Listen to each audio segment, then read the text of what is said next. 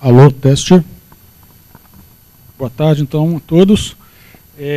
A gente vai ter agora... Bom, a gente vai ter agora a apresentação de 3 trabalhos, artigos, tá? E os artigos são da professora Evelyn Seligman Feitosa, tá correto? Seligman, em parceria com Leonardo Fernando Cruz, a professora Evelyn é da Universidade Federal do Piauí, em coautoria com o professor Leonardo Fernando Cruz Basso, Diógenes de Souza Bido e Herbert Kimura, os 3 da Mackenzie, o artigo intitulado A Existência e Divulgação de Intangíveis e o Desempenho Empresarial Financeiro. Em seguida, a gente vai ter a apresentação de Luiz Henrique Boff, do Banco do Brasil, trabalho em parceria com Jairo Leiser Procianoi e professor Norberto Hoppen, da Universidade Federal do Rio Grande do Sul, com um artigo intitulado Como analistas de investimento utilizam a informação para decidir sobre suas recomendações, a diversidade ou padronização. E encerrando a sessão, nós vamos ter o professor Carlos Baixa, do IBMEC, apresentando um trabalho em coautoria com a professora Marta Correia Dalben, da Unigran Rio, e Alexandre Matos de Andrade, da Copead, apresentando o trabalho O Valor Financeiro do Capital Humano e Desafio de Retê-los nas Empresas. Então, eu sugiro então, que os autores, cada um apresente seu trabalho, cada um tenha 15 minutos para apresentar, ao final da sessão a gente abre para as perguntas. Todos de acordo? Correto? Então, professora Evelyn, a banca é sua. O show é seu, né? Boa tarde, gente. Eu realmente vim de longe, né? De Teresina, da madrugada. Então, eu espero que a gente possa. Esse trabalho é fruto do doutorado, da tese que a gente fez com os orientadores. O orientador, o professor Leonardo Basso, foi meu orientador, e os demais foram da banca. A gente trabalha, então, com um fundo econômico, pode passar, onde a gente vai sempre estar buscando diferenciais competitivos, seja de que forma for, para alocar melhor os recursos com desempenho financeiro. A gente tem como temática a fundamentação teórica da RBV, Resource Based Theory, visões onde os recursos devem ser raros, inimitáveis, valiosos, não substituíveis e geralmente fruto de longos processos de desenvolvimento. As fusões e aquisições, elas surgem, então, como uma opção estratégica para abreviar o tempo necessário a esse longo processo de desenvolvimento.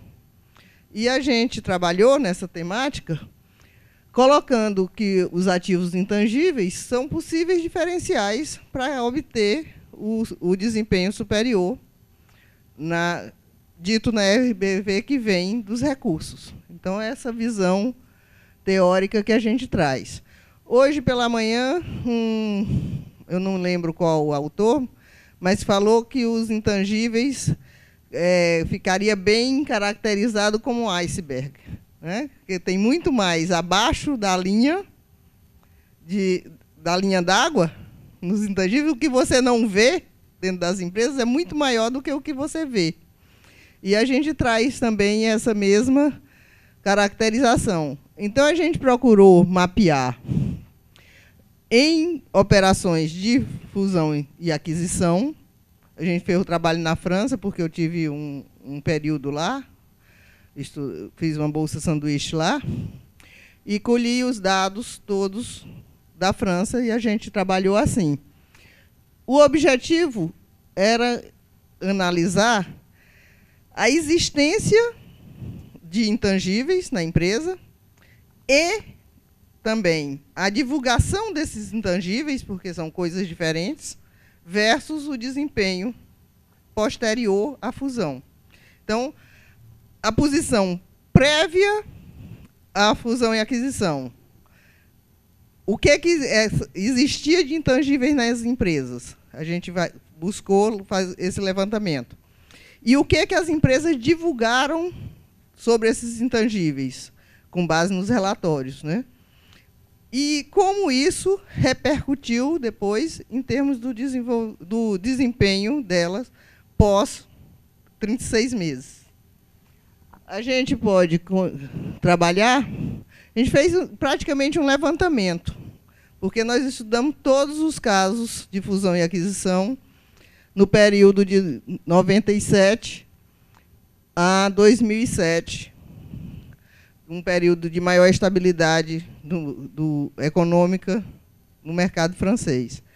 A gente parou em 2007 para poder ter o resultado num prazo pelo menos de 3 anos depois, onde a gente vê a empresa como uma cadeia econômica temporal, onde o investimento que você faz hoje, a mobilização de recursos que você faz hoje, vai gerar alguma coisa no processo produtivo no tempo seguinte, vai atingir a satisfação dos clientes num terceiro tempo. Essa visão não é minha, é de Calimar Filho. E depois que está o cliente satisfeito, é que vai repercutir nos lucros, no desempenho da empresa. Então, a gente tem que ter pelo menos 3 períodos. Então, a gente parou em 2007 para poder ter 2008, 2009, 2010 nos resultados. Que isso, para a gente, foi a parte de considerado o longo prazo. A amostra final, nós selecionamos por escolha, conveniência, disponibilidade de dados, ausência de repetições. Teria que ser casos onde tivesse só uma compradora e uma empresa comprada, para poder medir o efeito, tentar eliminar efeitos convergentes depois. E a gente ficou com 59 casos, ou seja, nós trabalhamos, na verdade, 177 empresas, porque são 59 compradas, 59 compradoras e 59 empresas resultantes dessa fusão e aquisição. Nós fizemos o levantamento a partir de dados secundários. No mercado francês, a autoridade monetária, lá, a AMF, ela tem um rigor, um processo bem rigoroso de divulgação de informações de transparência, em busca da transparência, previamente a essas operações de fusão e aquisição. Então, fica fácil para a gente coletar dados do relatório do acionista e a parte contábil financeira também. Isso a gente fez colocando como variável dependente o desempenho financeiro na visão multidimensional, defendida por Carter e Hofer, entre outros. A gente escolheu como dimensões latentes a lucratividade e o crescimento. E como variáveis observadas para que isso possa ser representativo, a taxa de retorno sobre ativo, a taxa de retorno sobre capital, a margem operacional como representativos da lucratividade, e a variação das vendas e a variação no valor do ativo total, ou seja, no tamanho da firma, como representativas do crescimento que essa empresa possa ter tido no resultante. Se eu estou fazendo uma fusão e aquisição, se a empresa está comprando outra, eu pego o valor de uma, o valor de outra, e aquilo não progrediu, não teve um valor maior, não teve a capacidade de gerar sinergia, né? Então, a gente tem que medir a partir daí. Foi o que a gente fez. E, como variáveis independentes, nós tínhamos 2 construtos. O construto da existência de intangíveis, toda baseada em proxies quantitativas, defendidas e já usadas na literatura. Na verdade, essa separação em capital humano, capital estrutural, capital relacional, é usado pela OECD, a base dela é a OECD. Tem muitas classificações, as classificações se superpõem, e muitos métodos de mensuração. Então, nós fizemos um levantamento bibliográfico extenso e chegamos nessas proxies, que todas de base quantitativa, com base nos relatórios financeiros e contábeis, onde a gente tem 5 para capital humano, variáveis observadas, 7 para capital estrutural, 6 para capital relacional. Hoje pela manhã também teve uma questão se o mercado estaria fazendo parte dos intangíveis, não é? Se fazia parte dos intangíveis da empresa, numa das apresentações hoje pela manhã. Na visão da OECD, que a gente compartilha, toda a relação da empresa com os parceiros da cadeia produtiva, seja fornecedores de recursos, de insumos, seja recursos financeiros, sejam os clientes dela, faz parte do capital relacional. Então, na minha maneira de ver, estaria dentro, sim. Ok? E a gente usou também, como alguns autores, as 3 proxies para intangibilidade global, embora elas não tenham tido significância no nosso estudo.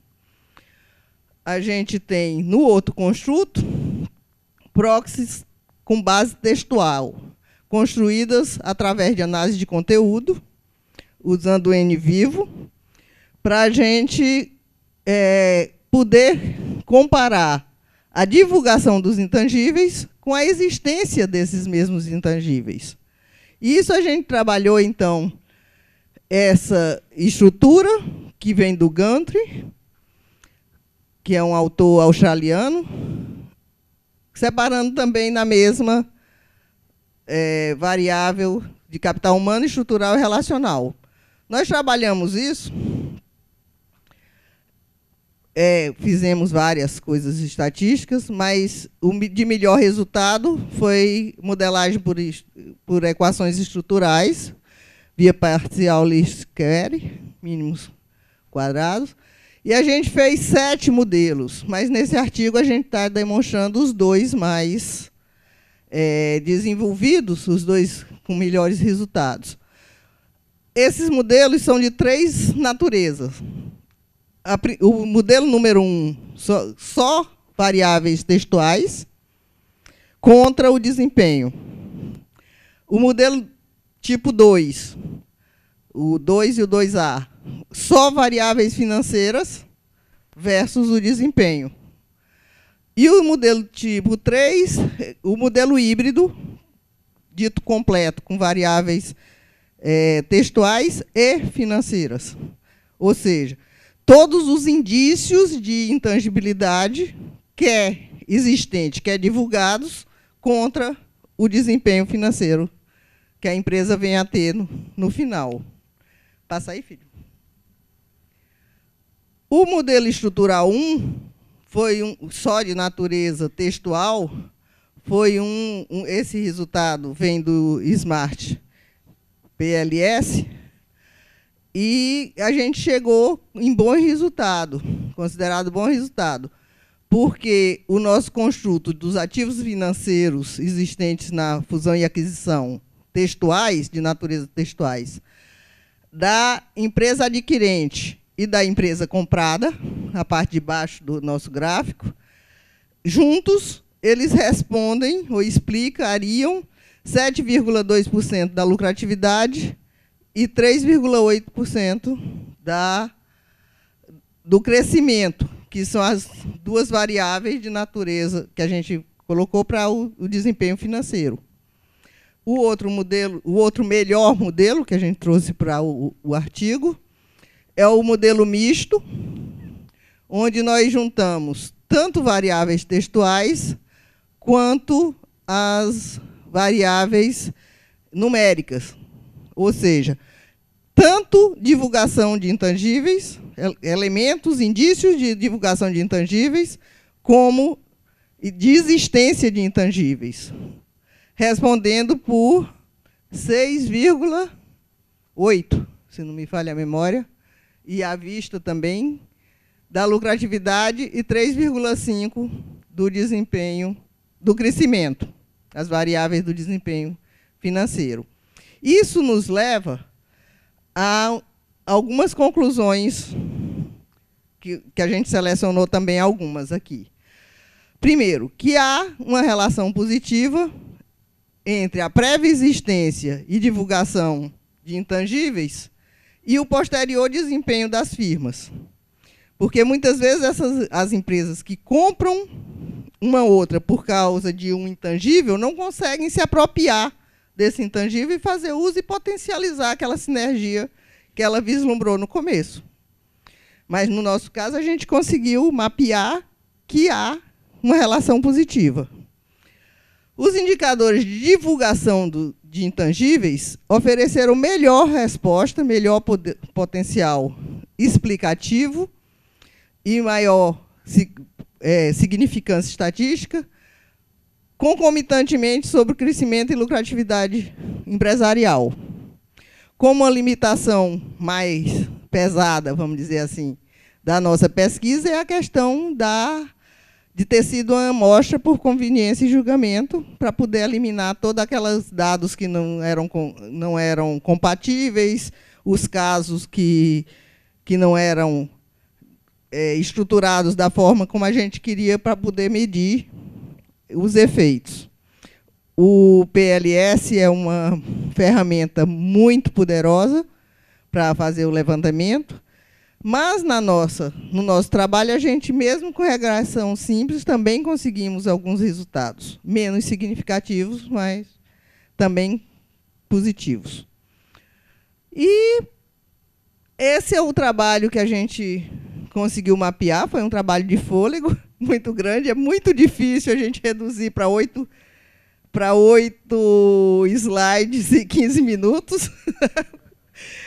O trabalho de 3 anos. Mas foi o que eu pude oferecer, compartilhar com vocês. Obrigada.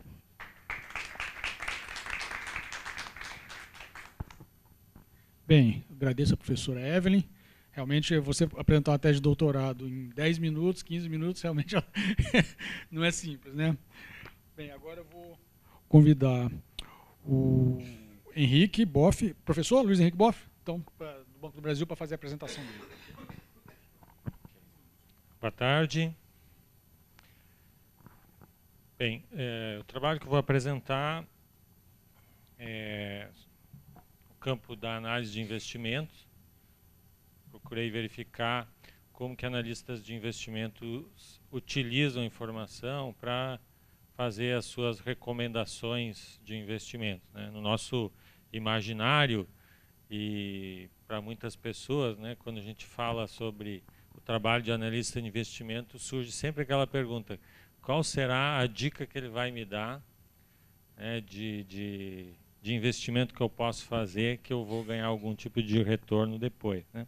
Esse trabalho não tem essa pretensão. Pelo contrário, você pode passar, por gentileza? Uma das justificativas, que é a segunda, é que tudo que nós encontramos de pesquisa na área sobre análise de investimento analisa essencialmente os resultados. Tem muita coisa que fala sobre desempenho do analista, desempenho do trabalho do analista, e foca essencialmente no resultado, quanto esse analista ou quanto um determinado banco, corretora, efetivamente acertou nas suas recomendações de investimento. Então, olha muito para o resultado, fazendo uma análise do passado. E esse trabalho não tem esse objetivo, pelo contrário, era justamente para esquecer o resultado e olhar para todo o processo de análise da informação. Como é que um analista utiliza as informações para chegar à recomendação? Então, a gente procurou fazer nesse trabalho um raio-x do momento que precede o trabalho de recomendação.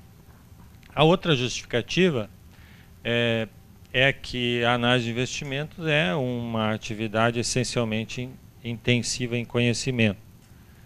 Então, se justifica num ambiente de análise de uso da informação, geração de conhecimento, fazer investigação dentro desse setor específico. Tá?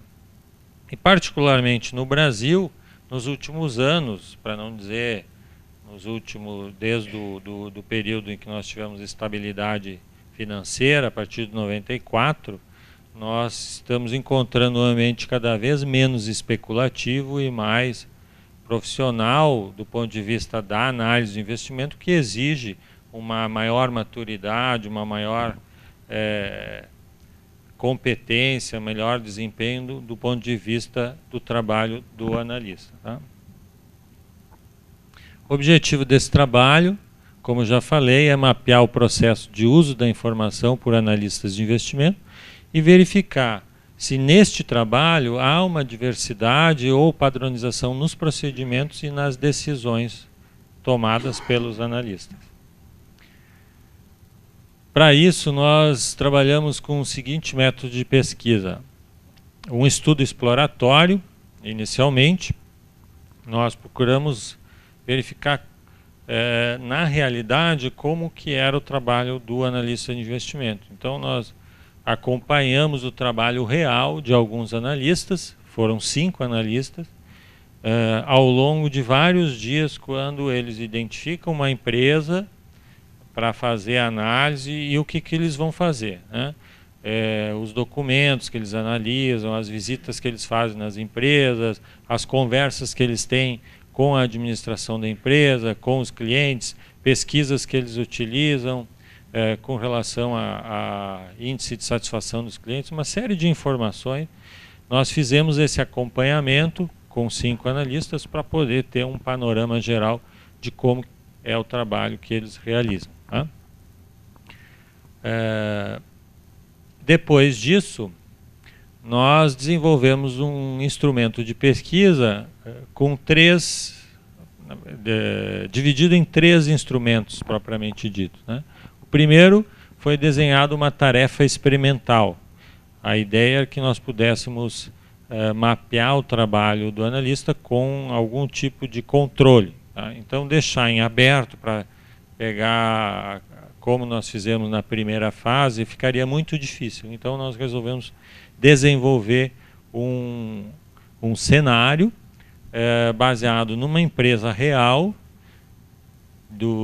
que estava estabelecida no mercado em São Paulo, uma empresa que não participa do mercado de capitais e muito menos o setor, né, para que a gente não tivesse nenhum tipo de viés por associação de alguma empresa ou de alguma empresa daquele setor pudesse fazer o analista fazer alguma associação. Então tivemos essa preocupação de escolher uma empresa mais isenta do ponto de vista das informações que seriam oferecidas nesse cenário. E um questionário que procurava evidenciar elementos que muitas vezes são implícitos. Como esse trabalho é um trabalho de análise, às vezes o analista só dá a resposta daquilo que ele está avaliando.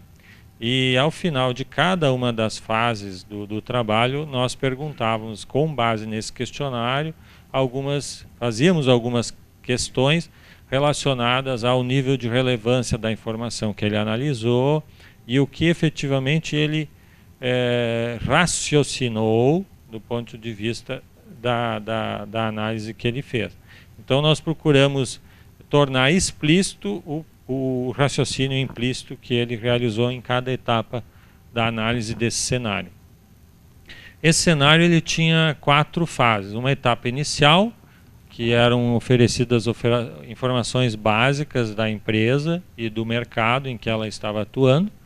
Depois partimos para uma fase de planejamento, onde o analista era convidado a evidenciar a sua estratégia de análise a partir das informações básicas que ele tinha recebido.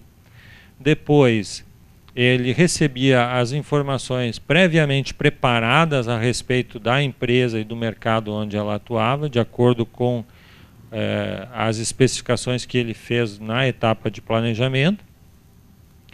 E, finalmente, a etapa final era a etapa de decisão e depois uma fase mais aberta, onde ele era convidado a fazer uma avaliação desse processo, desse experimento que ele participou. Tá? Em termos metodológicos, é um desenho quase experimental, isso é bastante utilizado no campo da administração com um grupo não aleatório. Então nós não tivemos nenhum tipo de comparação com um grupo de controle, por exemplo, para verificar eventuais diferenças. Tá? Essa é a amostra, nós tivemos 27 analistas de investimento participando do trabalho, todos eles tinham como critério de seleção serem analistas nível sênior, já tivessem bastante experiência no mercado de capitais e fossem reconhecidos pelos seus pares como bons analistas, justamente para que a gente pudesse ter elementos consistentes na avaliação. Maioria do sexo masculino, a idade média de 35 anos, experiência profissional, já falei nível sênior, maioria deles analistas, alguns gerentes de carteira, né, de mercado de capitais. A maioria trabalhando numa faixa aí média de 10 anos. E 70% das empresas eram bancos de investimento. Nós tivemos fundos de pensão e corretoras também participando desse trabalho. Né? Na formação, 55% tinha especialização e 30% mestrado ou doutorado. Bem, análise dos dados da pesquisa. O tratamento dos dados previu uma análise qualitativa com suporte de testes estatísticos. Então, nós tínhamos toda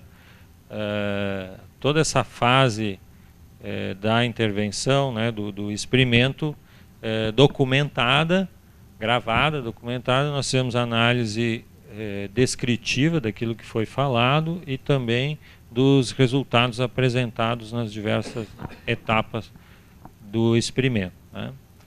E nós também tínhamos uma questão de pesquisa que na fase de análise procurou mapear o processo de análise de investimento. Tá? Aqui a gente tem, pode teclar de novo, nós temos aqui um referencial que não aparece aqui no artigo, mas um referencial, pode voltar porque senão fica difícil de entender. Isso que aparece em azul, insumos, processo cognitivo e resultados, é o nosso pano de fundo. A partir de um modelo de análise de processo de uso da informação, uma análise de processo cognitivo, que tem como base a porta de entrada, que é a utilização de informações como insumos, o processo cognitivo como efetivamente onde ocorre a análise das informações, no caso a análise das informações para a avaliação do investimento, e os resultados é aquilo que o analista consegue entregar, né, que é a recomendação e a sua decisão de investimento. Então nós temos lá na parte externa um ambiente de informação e o processo de análise começa como? Começa com o analista identificando uma oportunidade de investimento. Aqui nós temos N situações em que essa oportunidade de investimento pode ser identificada por recomendação, por interesse do analista, por interesse da empresa onde ele trabalha.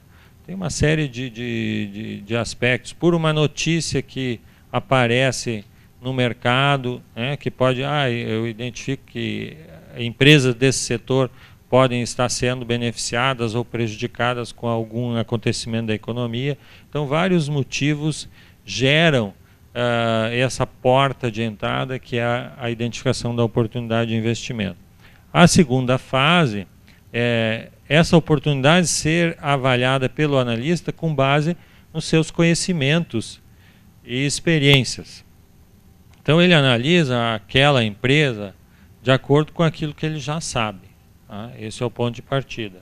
O terceiro passo é ele montar um planejamento de o que ele vai fazer para efeito de análise. Então, as informações que eu tenho são suficientes? Geralmente não são, até porque a realidade vai mudando muito. Então é importante que ele busque informações externas, né, que é a próxima fase.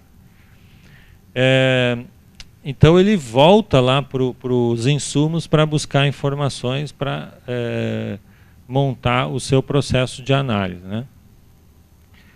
A etapa 5, ele pega essas informações e compara com os seus conhecimentos, com a sua experiência e efetivamente começa a fazer o processo de análise nesse momento, tá? Uma vez que essa interação ocorreu N vezes, tá? Isso pode ocorrer várias vezes ao longo de vários dias, tá? Essa busca de informação, volta, senta, analisa, vai buscar mais informações. Aqui no experimento a gente não teve a oportunidade de oferecer essa dinâmica, tá? Porque o horizonte temporal era muito pequeno, mas isso acontece na realidade. Ele faz projeções, comparações e avaliações como etapa final do processo de análise. Isso gera uma recomendação, que normalmente é feita através de um relatório, e a última fase é a decisão de investir, quanto investir ou não investir naquela empresa, tá? No planejamento, nós encontramos, dentro da estratégia de análise do investimento, uma sequência de ações que não foram unânimes, mas foram bastante frequentes, tá? Que foram essas 7. Obter informações sobre negócio, sobre a empresa, na empresa e sobre a empresa, depois sobre o mercado, fazer projeções e estimativas, avaliar a empresa, comparar informações e, finalmente, elaborar o relatório e fazer recomendações. Isso foi bastante característico na fase de planejamento, tá? Nas informações adicionais, que era o momento em que ele efetivamente fazia a análise dentro do experimento, nós encontramos 3 posições bem marcadas, tá? Aqueles analistas que queriam ver as informações financeiras no início da análise, aqueles que queriam ver no final e, finalmente, um grupo que tinha interesse de ver as informações financeiras apenas no meio do processo, tá? Nós encontramos também dentro dessa análise uma série de o que a gente chama de representações mentais, ou seja, ações típicas dos analistas, fazendo associações entre informações internas e externas, identificando informações relevantes, estabelecendo condições para realizar o negócio, fazendo suposições, principalmente aquelas informações que ele não tinha, e, finalmente, a indicação para mais informações naqueles casos em que ele não identificava informações suficientes para fazer uma recomendação.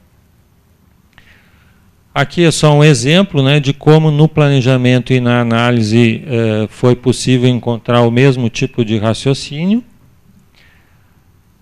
e os resultados, tá? Essas 8 etapas elas foram apresentadas antes, eu só trouxe aqui para relembrá-las, né? Nós conseguimos estabelecer, caracterizar um caráter cíclico do processo de análise de investimento nessas 8 etapas.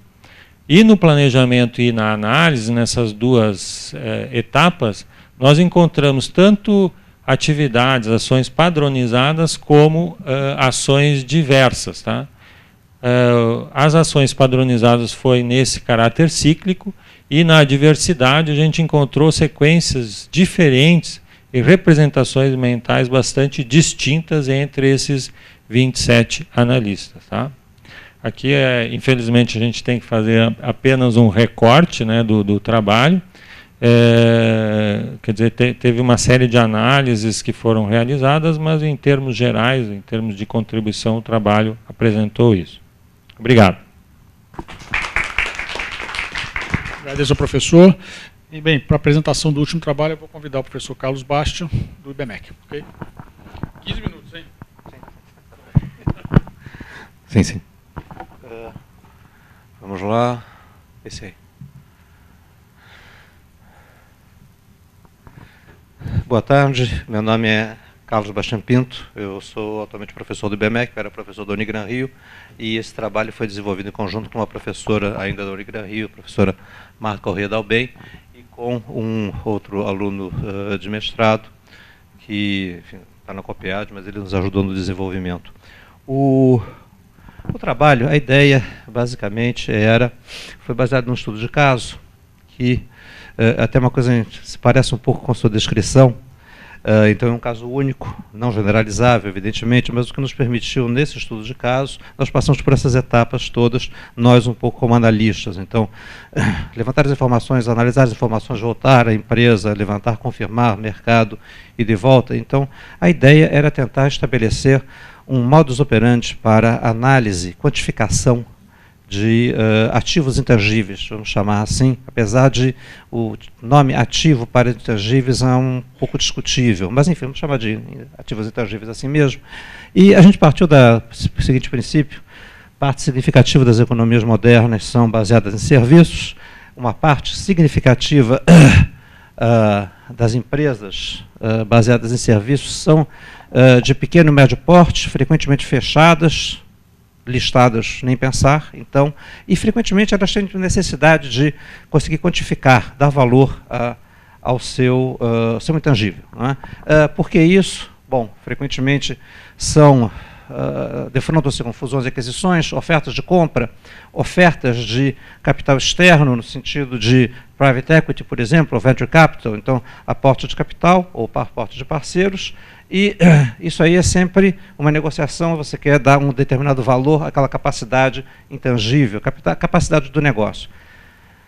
Muitas dessas empresas de serviços são praticamente exclusivamente intangíveis. Então a gente olha nos relatórios delas, o imobilizado delas é zero, ela só tem serviços, então como é que você quantifica esses valores para essa necessidade que pode aparecer? E no caso, especificamente desse exemplo que a gente foi, digamos assim, analisar, uma coisa extremamente importante na cabeça enfim, quem nos chamou para fazer a análise eram os controladores da empresa. Vamos ver se, de repente, no próximo slide já está mais... A ideia deles era como é que eu vou quantificar os meus intangíveis, porque eu quero remunerá-los. A empresa tinha 2 controladores que tinham a noção perfeita que a empresa, sem os seus intangíveis, ela não é nada. Isso é uma coisa que a gente imagina claramente. Imagine, por exemplo, um escritório de advogados, né? É intangível puro. Na verdade, a associação que existe não tem nada além do intangível que tem enfim, nos capitais humanos que tem ali dentro de conhecimento, de relação, de capacidade, etc. Não é? Então, a ideia deles era, eu preciso reter os talentos, porque sem os talentos, não são apenas os talentos, mas sem os capitais intangíveis que eu tenho, eu não valho nada. Então, não adianta ser proprietário de alguma coisa que não vale nada, e em função disso eu quero remunerar os meus parceiros, associados, colaboradores, facilitadores da empresa, de forma em equity, né, participação na empresa, de forma a retê-los, e também remuneração direta, em função dos trabalhos que eu posso fazer. Mas a empresa tinha chegado a um momento que não baseava simplesmente, não era suficiente mais apenas fazer uma proposta para cada serviço que aparecia, para cada contrato novo. Realmente era importante os donos do intangível se sentirem parte digamos assim, da empresa, parte da atividade econômica que estava sendo construída ali. Não é? Então, a verdade é que a gente precisava ter uma capacidade de quantificar isso de forma a subsidiar uma decisão interna, que era como repartir esse capital intangível entre os associados na forma de equity e remuneração. Tá? Então, bom, basicamente o referencial teórico, à medida que a gente estava fazendo o trabalho, nós fomos confrontar com o referencial teórico, nós chegamos a algumas coisas que já são quase um déjà vu, aqui não um colóquio de intangíveis. A gente sabe que intangíveis geralmente são resultados de atividades que vão agregando um ativo na empresa, que vai se acumulando e se transformando num intangível que gera valor. Não são físicos, evidente, não são ativos físicos, e principalmente, de alguma forma, eles têm que reproduzir algum resultado financeiro. Então, a gente, na verdade, você não vai construir um intangível que, no final das contas, no bottom line, não vai trazer um retorno financeiro para a atividade econômica. Esse era o princípio que a gente utilizou. E eles têm que, de certa forma, pertencer à empresa. Esse é um problema. Não é? Como é que você pega o capital que está na cabeça aqui do professor Gilberto, que está muito feliz em trabalhar para mim enquanto eu remunero, e chega alguém que remunera ele melhor do que eu, e eu preciso dele para a minha atividade. Simplesmente dando mais, vamos entrar num leilão, eu tenho que encontrar alguma forma de envolvê-lo mais, de capturar esse intangível, de fazer que esse tangível, eu como empresa, como pessoa jurídica, tenha... Usar o termo propriedade é um pouco puxar, mas não, ele tem que me pertencer de alguma forma, de forma que eu possa, de fato, né, contar com ele na relação futura. Ok? Bom, desculpa, vou voltar um pouco atrás. Então, basicamente, né, procuramos agrupar dentro digamos assim, dos vetores conhecidos de intangíveis das empresas, humana, estrutural e relacional, e isso aqui é muito parecido com, basicamente, o referencial teórico de intangível. Não é que ele se repete, mas ele tem um núcleo comum bastante grande. Alguns aqui, inclusive, nossos próximos, vou conversar consigo depois.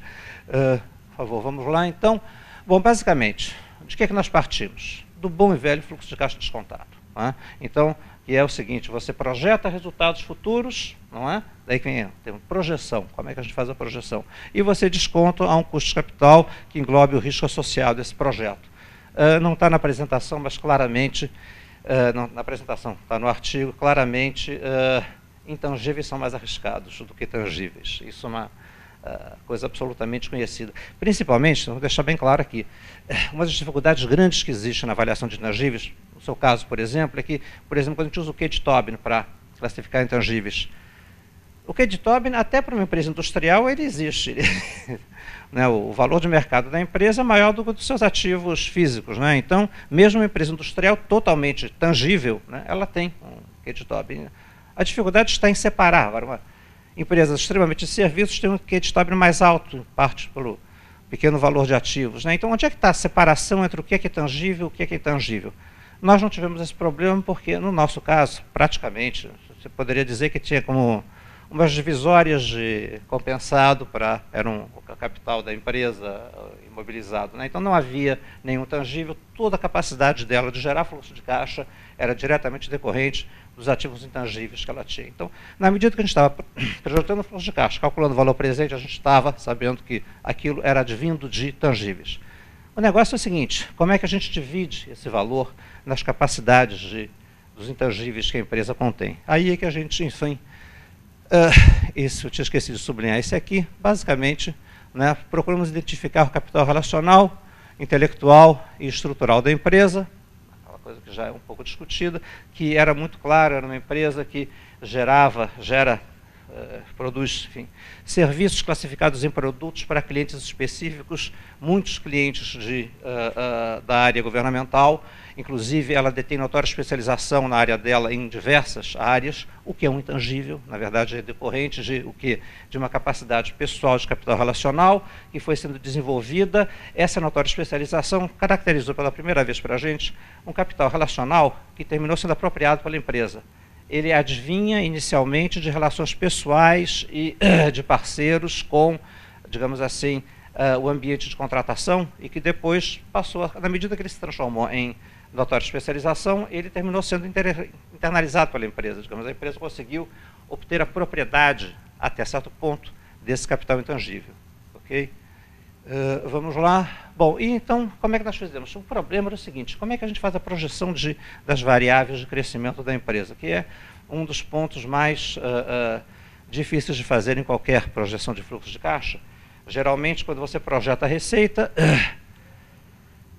ela é feita de forma mais pormenorizada, em função de indicadores de mercado, né, de capacidade produtiva da empresa. Numa empresa de intangíveis, aí está foi basicamente daí que veio a grande ciência que nós conseguimos desenvolver no trabalho. Nós tivemos que localizar, não sei se ainda está nesse slide, de onde é que veio o crescimento grande que ela teve ao longo dos anos, né? Geração de novas categorias de produtos agrupados em tipos diferentes de serviços, a capacidade de gerar novos produtos, de criar novos produtos para clientes, a capacidade dos novos produtos serem o vetor de crescimento da receita da empresa e, principalmente, a relação que existia entre o que a gente conseguiu classificar como ativos intangíveis e a capacidade de gerar esses produtos que conseguiam ser colocados na empresa. Então, nós fizemos uma série de cenários, construímos um modelo teórico que nós fomos calibrando junto à gestão da empresa e aos técnicos da empresa, de forma a tentar